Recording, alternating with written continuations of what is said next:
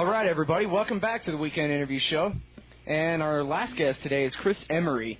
He's from the Oklahoma City Bombing Investigation Committee. Welcome to the show. Thank you. So, what's new in the Oklahoma City bombing case?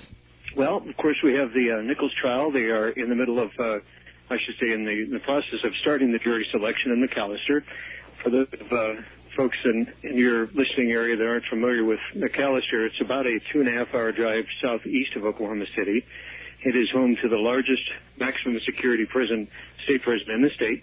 And that's where Terry Nichols has been transferred to, awaiting his trial, which is due to start, according to some of the defense attorneys that I've talked to, approximately April 1st. It's going to take a while to get the jury seated. So, well, an April Fool's Day should be appropriate enough for this case, don't you think?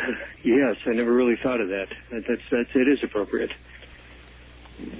Well, for the people who have no idea what we're talking about, why is it appropriate? Well, I think that it'll bring out, as you put it, the fools that were exposed to a large extent in the federal trials in Denver for Terry Nichols, and of course with the McVeigh trial. I just got off, and I don't think I told you this in our conversation we had a few days ago. I had the opportunity to talk to Terry's brother, James, who still lives in Decker, Michigan, and as he puts it, in the second most famous White House in the country. Same farmhouse everyone saw on the CNN clip shortly after the bombing. And he said that he had kept in touch with some of the jury members that reluctantly convicted his brother on the charges that were presented by the prosecution in Denver, and they were just one vote shy of actually acquitting him of all charges. And so, even the jury foreperson, Nikki Deutschman, and I watched her videotape, 47-minute interview to the press right after the verdict was handed down. She said that the federal prosecution did such a lousy job of presenting the case that, like I said, they were within one vote of acquitting Mr. Nichols.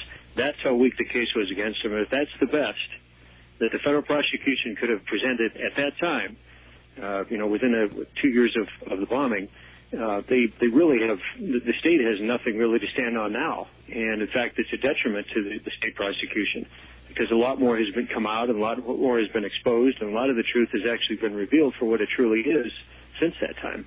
Well, do you think that Terry Nichols is innocent, or just that they didn't prove their case because they didn't want to bring up all the evidence that they had? I think that he is not guilty of the charges of being the co-conspirator with McVeigh. There were definitely other people involved, and I am not siding on Terry Nichols' situation. What I'm trying to bring out is the fact that he should have not been sentenced to the severe, time that he was given. Right. And I have the clip of the jury forewoman that you talk of. I have a clip I'll play after this interview of her saying that the federal prosecution did not do a good job of proving that he had anything to do with this. Mm-hmm. And I remember the newspapers at the time said that the original vote in the jury room was 10-2 for acquittal. And that the two men who wanted to convict bragged, and the quote was, "We made them cry," in order to get the other 10 to go along and convict him of involuntary manslaughter. Yeah, it's an aberration of and definitely a huge miscarriage of justice. And Mr. Nichols was definitely set up on some respects. I found out since then that one of the prosecutors, in fact, they've studied the case, Beth Wilkerson, in her final closing arguments was pushing the emotional side of the case. There was no fact. There was no hard evidence that was presented to the jury. And and I think you and I talked about this at some length when you first introduced yourself. This case is a classic example of how not to investigate a case of terrorism. In fact, it would be at the top of the list of a video if you ever were to put one together in a case study in any law school in the world, for that matter, of how you can methodically and with malice and forethought choose to completely run away from the truth and try a huge murder case on emotion. That's the way the Oklahoma City bombing trials, both of them, were conducted in Denver, and hopefully that won't be repeated in McAllister. Okay, so if they convicted McVeigh and Nichols based on emotion, then what is the evidence? Well, the evidence is the fact that the federal government, for a variety of reasons, that I'm still trying to put my finger on. Destroyed evidence, obstructed justice, tampered with just something as basic as the FBI 302 witness statements, completely turned around a lot of the statements that were made by witnesses, and methodically chose to completely run away from the facts of this case. And it's chilling when you review the reams of documents that I've had a chance to look at on behalf and thanks to the Oklahoma City Bombing Investigation Committee. And there's just so much that needs to be presented in the state trial, and it will come out, at least according to some of the defense attorneys that I've talked to. Well, and it's got to be said that the defense attorneys aren't so much interested in the truth as they are in getting their guy off. So they're not going to want to tell the whole story if it includes Nichols. That's a good point to bring up. Charles Key and I drove down and talked to two of Nichols' attorneys a week ago Thursday in McAllister. We sat in the living room of the home of one of them, and of course they weren't at liberty to divulge their method, and we weren't really interested in that. What we did, and it was a very constructive conversation, Charles and I presented the information that we had uncovered since 1995, and in good faith presented it to the defense attorneys to say, look, you folks, have the opportunity to present this, bring it before the judge. And in fact, Stephen Taylor is doing a very admirable job of trying to be objective on this. And with all due respect to Judge Mace, I think he's definitely gone 3 or 4 levels above in the effort to remain objective. Stephen Taylor, he's the judge in the state case. That is correct. Okay. He's a district judge for the state of Oklahoma, and one of the finest from what I understand. So he seems already like he's going to be willing to let people testify that the FBI wouldn't necessarily prefer testify? Absolutely. In fact, it's been proven many times. The local papers, The Independent, and some of the national media papers here have said that he has fought, and this has been reiterated by the defense attorneys, he's fought tooth and nail every step of the way, every single day, since the prosecution, both the state and the federal prosecutors, and if you could believe this, they're actually helping each other out, which is that's a whole discussion in and of itself. But he's fought them every step of the way in the effort to give the defense a fair chance on this, and that was not a favor that was afforded to the defense for McVeigh nor Nichols in Denver. So that's a funny way of putting it, a favor, as though that wasn't mandated in the Constitution that allows this federal government to exist, that we must be able to have compulsory cross-examination of witnesses against us and compulsory it would be great. In fact, I'd love to come down to Austin and maybe we can do an extension of this conversation sometime, but the efforts of what the federal prosecution did, and I have absolutely no problem. Beth Wilkerson, naming their names, Joseph Hartzler, Tom Mackey, and there were 3 or 4 others of the key prosecutors, and they had a huge team, I believe about 22 to 25 individuals. So it wasn't by accident they were choosing to do this stuff. Like I said, it was malice and forethought, and I say malice because you really can't describe it in any other way. If one chooses to cover up the truth, to obstruct justice, to completely alter what is commonly, recognized as factual information, and you walk into the courtroom knowing this, where's the integrity on that? And that, we can get into a conversation on that, like I said, another time. But obstruction of justice is a felony. Absolutely, and there were so many counts of it: perjury, obstruction of justice, like I said, witness tampering, just flat out destruction of the crime scene. That should have never. That crime scene was destroyed on May 23rd, coincidentally the same day that James Nichols got out of federal prison in upstate Michigan, and he pointed it out to me, and I didn't realize that. But they should have kept that crime scene together at least until the end of July, if not mid-August, because there was so much forensic evidence in there that it could have pointed to at least 10 other individuals that I've looked at that would point to 10 other people involved in this crime. So, and they admitted that they lied when they said that the building was going to fall. They had to take it down because it was too dangerous, because the structural engineers had said, oh, no, we could brace this and that. We could even rebuild this very building. It doesn't need to be destroyed at all. Absolutely. In fact, 3 members of the committee talked to the architects that originally designed that building. It was designed in 1974. In fact, I have a partial set of the blueprints that I'm reviewing on some other parts of the case. And one of the partners talked to the committee and said 2/3 of that building was actually standing. The one-third that everybody saw, the gaping hole, was above the ground, but about, let's see, a third was still remaining above the ground. The other third was actually underground, the parking ramp, and that was structurally sound. They had no business tearing that building down. It could have been repaired and rebuilt. So. Okay, now the reason that this is all even in the news, I mean, people driving by are thinking, Oklahoma City, what the hell are they talking about? Don't they know September 11th has happened since then? And sure. This is old news. So the reason that this is, I mean, besides just Terry Nichols' trial set to begin here in a month or so, is there's a New York Times story, a big story, just, 3 or 4 days ago, about a guy named Deffenbaugh, who apparently was the FBI special agent in charge in that investigation. Yes. And he said, oh, no, wowee, I just got some brand new evidence that I've never seen or heard ever before. And this might be something that needs looking into. And now the FBI has ordered a review of the Oklahoma City bombing material. And so they're starting to, for the first time, they're starting to say, okay, well, maybe there were John Doe 2s and 3s and 4s here. Well, Phil, they knew of these gentlemen, in fact, within 4 hours after the bombing. And I've talked to an investigator that used to work for the Tulsa Police Department. He was called by an FBI special agent in charge of the Tulsa office within 3 days. That would be Bob Ricks, correct? No, actually, Mr. Ricks, I'd rather not go down that road at this time. Okay, I'm sorry. No, that's all right. He's one of no integrity and of ill repute, to put it that way. So, anyway, this is a good friend of mine that was asked personally by one of the special agents in charge out of the Tulsa office to help them find these guys, and they nailed them. They knew who was involved within. Well, I should say not within 4 hours, but they had a pretty good idea. Within about 3 weeks, they had everybody tagged.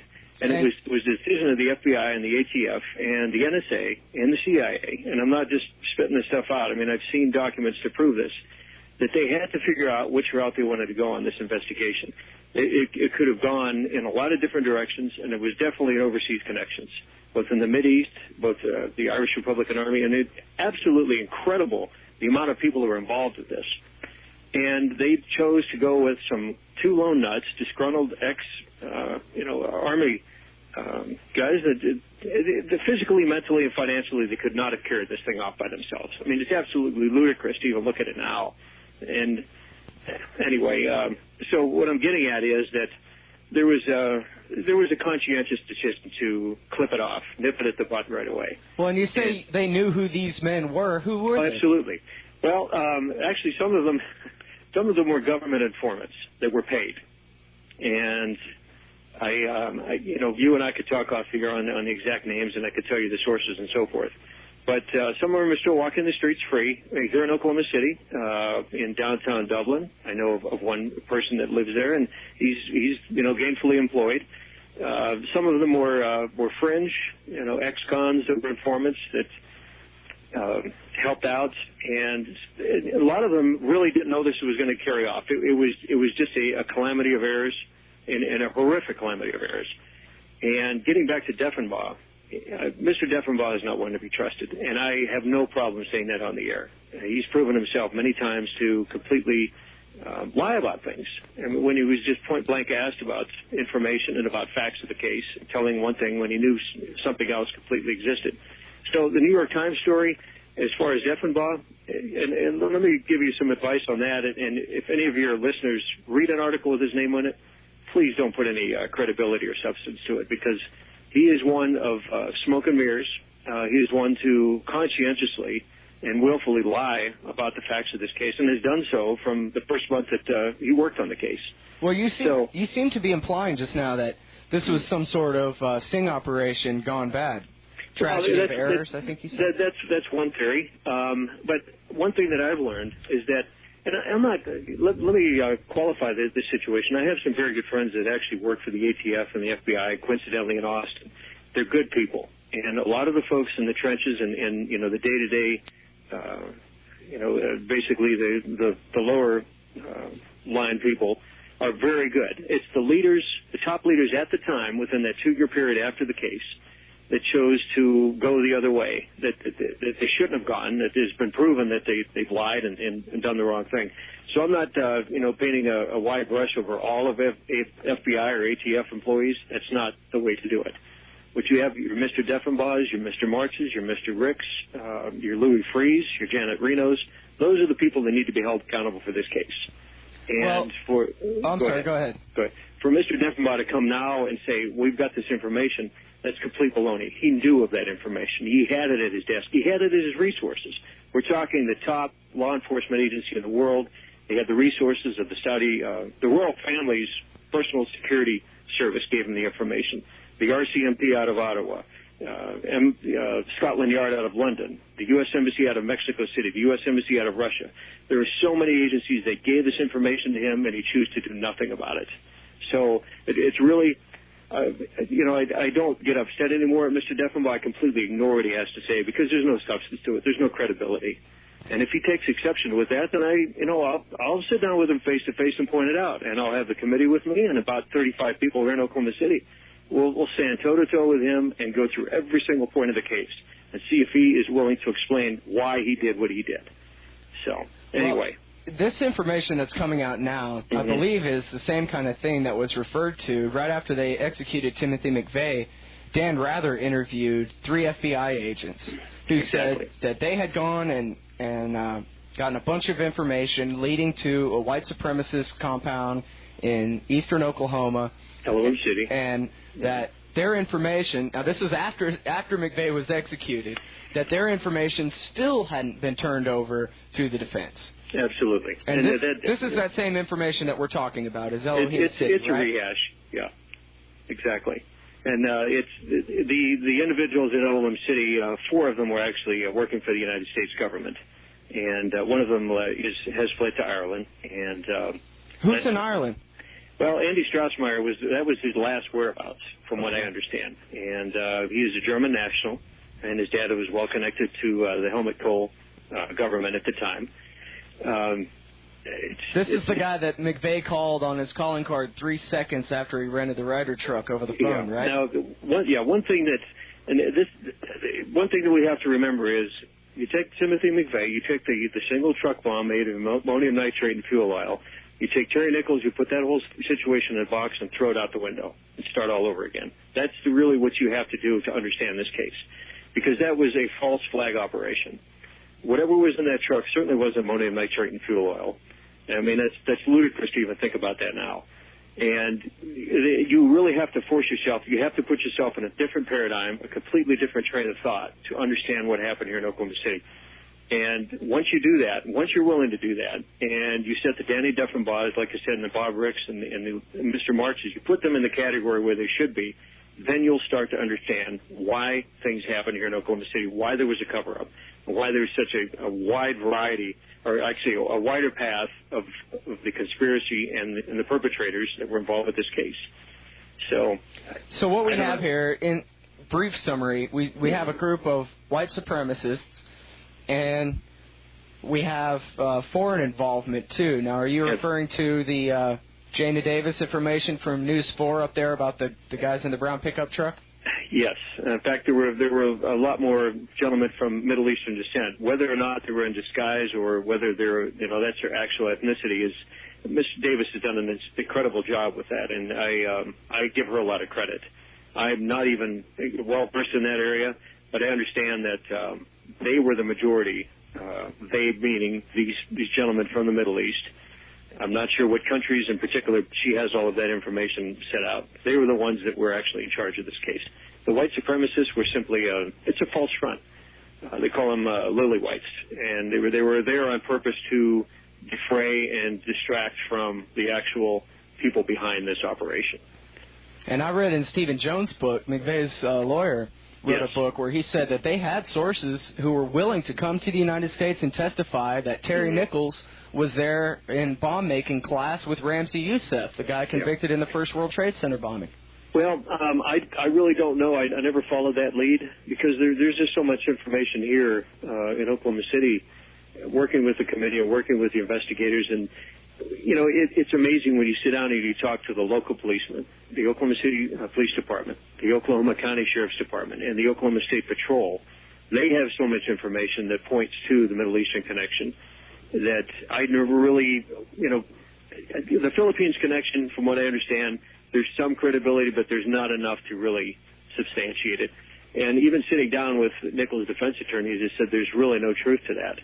Now, why they chose to tell me that, I don't know. They may very well be correct, but I didn't have the time to pursue that, so I can't really make a knowledgeable a statement about that. Well, it can be said, and hopefully it's been revealed to anyone listening, that there's definitely a lot more to this story than we've been being told since 1995. Absolutely. We have not even begun to scratch the surface, and I'm coming into this after the fact. I only started looking into this in January of 2001. If you can imagine, Charles Key, and I don't know if your listeners are familiar with him. Are they somewhat familiar with Mr. Key? Well, I've interviewed him on this show. Good. Okay. Charles and I have been good friends now for 2.5 years, and what he had chose to do, giving up his political career, a very successful insurance business, and raising his wife and children, to take on this task is been absolutely incredible. I mean, it's very humbling to, and I'm not trying to put him on a pedestal, but rightfully so. He needs to have he deserves a lot of credit for what he did. He was the only person in the State House of Representatives, and nobody in the Senate wouldn't even come close to this case. He asked for just a House subcommittee to reinvestigate this, just completely separate from the federal government. Nobody in the Senate even supported him. None of his colleagues in the House supported him. He had to have 3 complete strangers from the city they step forward and say, hey, we want to help you. And, of course, the report that they put out, coincidentally, 3 weeks before 9/11, it came out. I remember I was on the phone with them trying to help them distribute it with a couple of publishers in the upper Midwest. Anyway, you read that report, and you just sit down and you look at the work that they've done. And to this day, in fact, he was interviewed this morning by a local station saying, Mr. Key, a guy that he worked with many times on the radio, he says, we finally understand what you've been through. And why it would take 8.5 years? I don't know. It's still going to be a long process to go through. I hope I didn't detract on a tangent there, but no, that was great, and I'd like to say that for my part, I sure appreciate your doggedness on this.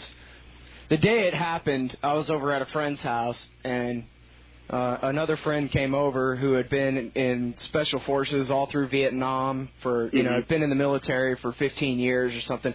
And he took one look at that building and said, a truck bomb didn't do that. They're full of it. Yeah. From the very beginning. And so I've been trying to follow this case as best I can. Mm-hmm. And, I'm really excited to hear that the story's finally breaking out about Elohim City because,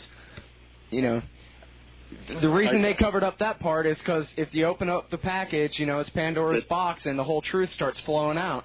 Absolutely. And I'm not saying that Elohim City is it's not to be completely bonked. There is some substance to it. What that particular area opens up is the informants that the United States government had, both the ATF and the FBI, and they didn't even know about each other. Right. And if I could take 30 seconds here, I don't want to hold you up.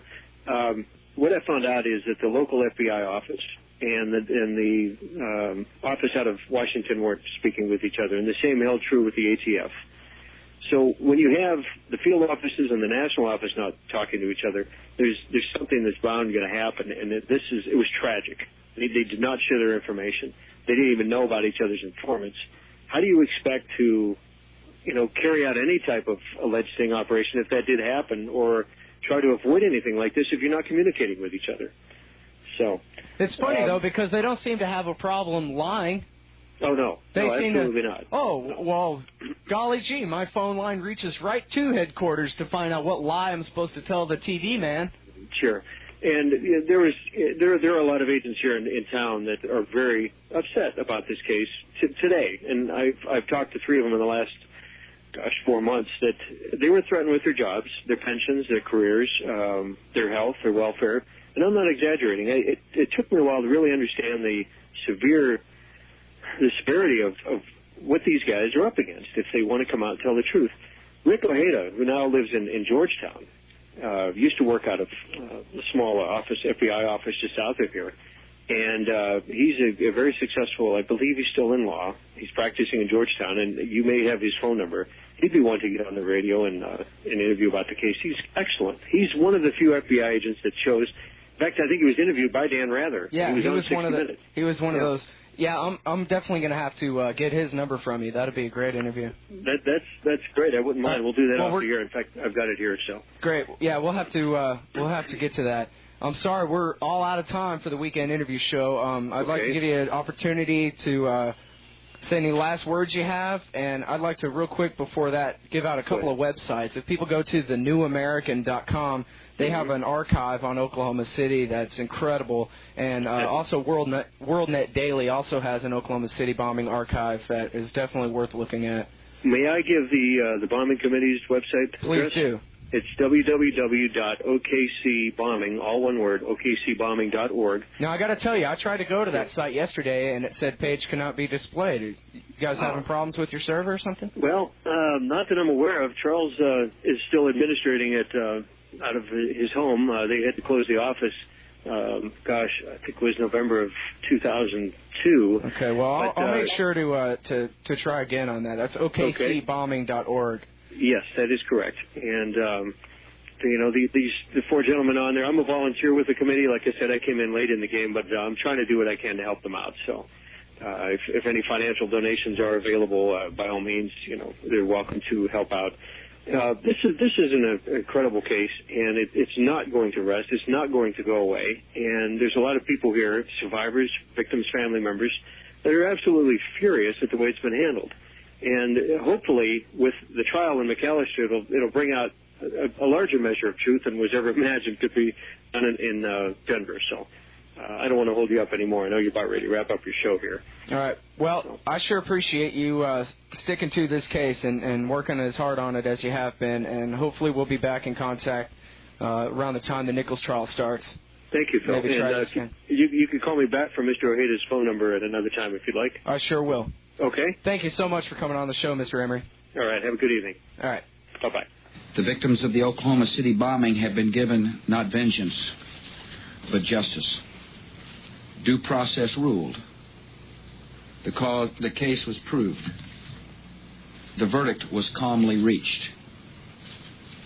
And the rights of the accused were protected and observed to the full and to the end. Under the laws of our country, the matter is concluded. Life and history bring tragedies, and often they cannot be explained. With regard to this proceeding, basically there are four elements that I have to receive information regarding them.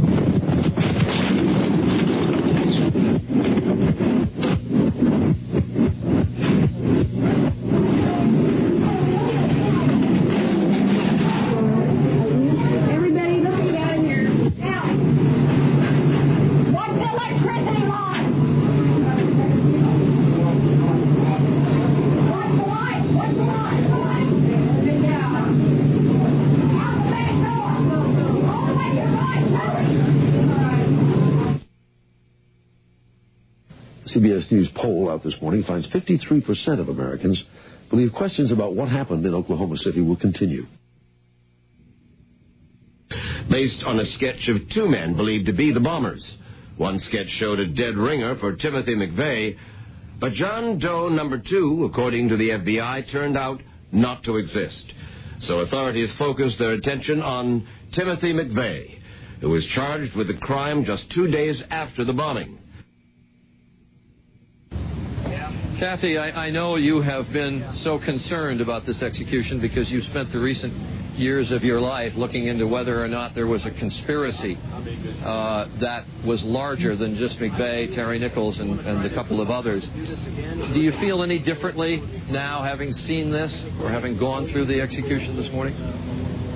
Oh, absolutely not. You know, this was just a bump in the road on just a bump in the road to me. I feel absolutely no difference. There absolutely were other people involved in the Oklahoma City bombing, and I've been working with MGA Films the last 2 years, and we're going to be releasing a documentary entitled A Cry for Justice, The Untold Story, and I think the American people are going to be surprised at what they're going to see. Oh my God, another bomb.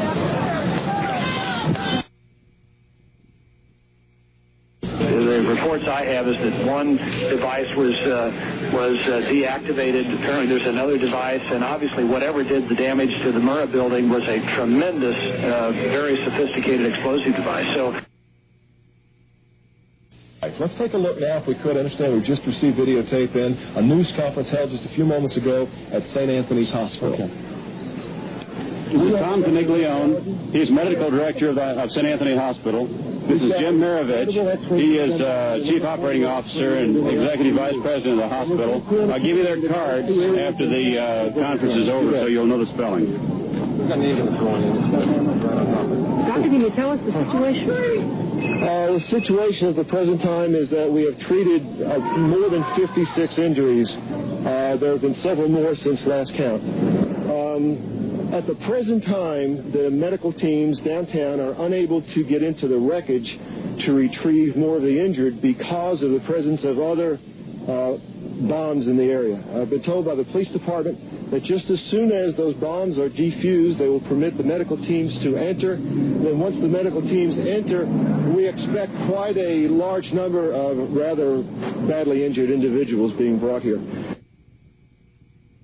Update our audience that the Justice Department is reporting that a second explosive device has been found in the A.P. Murrah building in downtown Oklahoma City.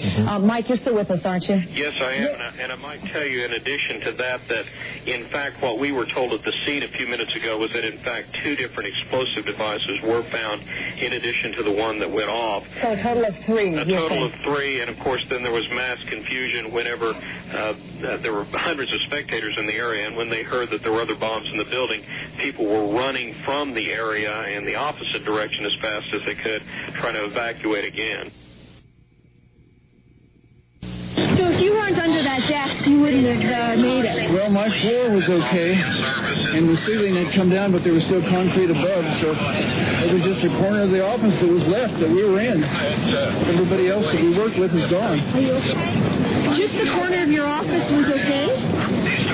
And the rest of the floor was completely flattened? And we could go over the edge and look, and you could see the sky, and as far down as you can look, and just a hole. And which floor were you on? 5th. On 5th? 5th floor. Just the one corner of the 5th floor wasn't completely flattened. I don't know what the west end of the building looks like. Did everybody just crawled out of the desk after the ambulance? It was like slow motion. We crawled under before the glass started coming, and everything it just seemed to roll in on us. I thought it was an earthquake when it started. It was just a kind of a shake, and then everything started going like this, and I dove under the desk, and then all the glass came in, and the ceilings came down. I probably got cut worse if I hadn't been under the desk. I just got little scrapes and scratches. I was really lucky. Really lucky. Now, we're also hearing from some witnesses on the scene that they've overheard from firefighters that were first on the scene that there was a possibility that there was a secondary explosive device besides the car bomb device outside the building, and that device may have been placed near the nursery. With 168 people killed in the blast, the bombing of the federal building in Oklahoma City 3 years ago was the most heinous crime in United States history. Tonight, Timothy McVeigh speaks publicly for the first time since he was convicted and sentenced to death for setting the explosion. What was your reaction when you saw those pictures? What was that like for you that day? People were shouting at you. I remember somebody had shouted out, "Baby killer." In your high school yearbook, under future plans, you wrote, and I'm quoting here, okay. "Take it as it comes, buy a Lamborghini, California girls." They say, well, Tim, if we think you're guilty, imagine the paradox. In the Gulf War,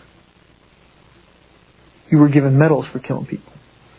Sounds like you were pretty angry when you came back. Tell me what it is about that shootout at Ruby Ridge that concerns you. There are a lot of people who are upset by that, who would say, yeah, what happened there is wrong, but those are isolated incidents. That was just Ruby Ridge and Waco. What would you say to that?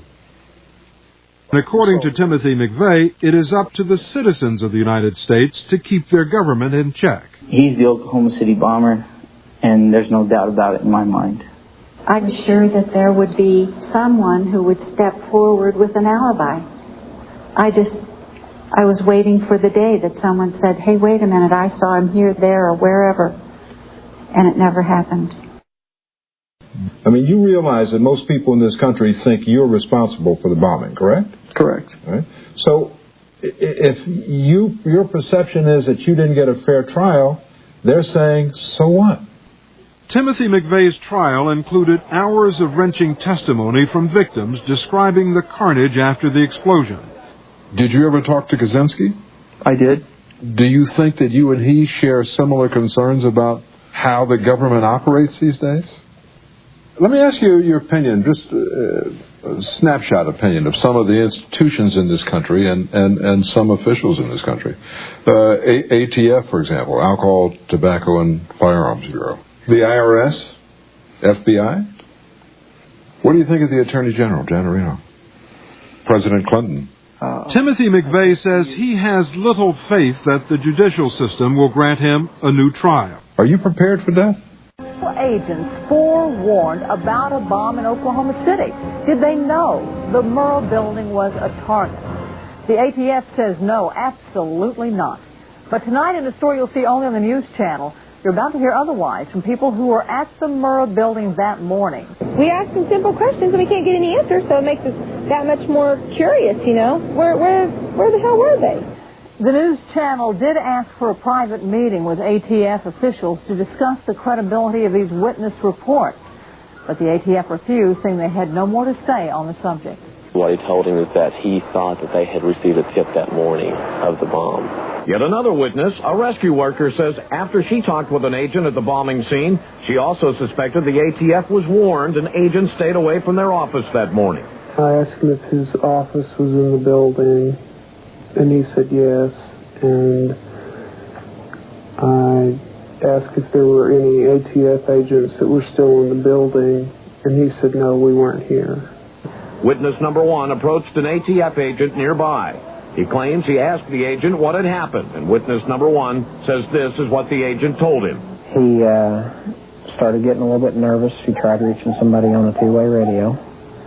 Couldn't get anybody, and I told him I wanted an answer right then. He said they were in debriefing. None of the agents had been in there. They had been tipped by their pagers not to come into work that day. Plain as day out of his mouth. They were tipped. Why wasn't anybody else? There was a lot of people, good people, died down there. And if they knew, they should have let everybody else know. But there were more bombs set to go off, according to ATF officials. It's been about 5 hours now since that first explosion occurred, almost 5 hours exactly.